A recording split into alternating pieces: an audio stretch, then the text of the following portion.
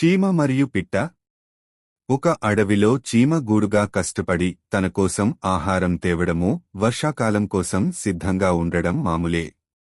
అదే అడవిలో ఓ పిట్టగా జీవించేది, ఆటలు పాటలతో కాలం గడిపేది.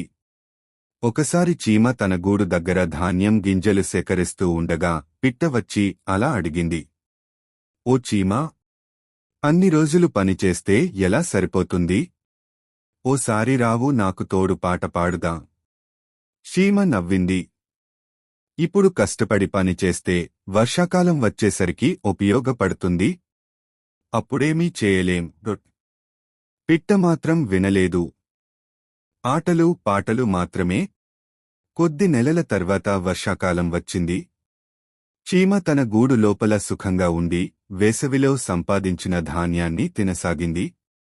పిట్టకు తినేందుకు ఏమీ లేదు. తడిచిపోయింది. చీమ గూడు దగ్గరికి వచ్చి సహాయం అడిగింది. చీమ దయతో తినేందుకు కొంత ఇచ్చింది. కాని అది కూడా చెప్పింది, కాలం ఉండగా కష్టపడాలి, తర్వాత పశ్చాత్తాపం పనికిరాదు.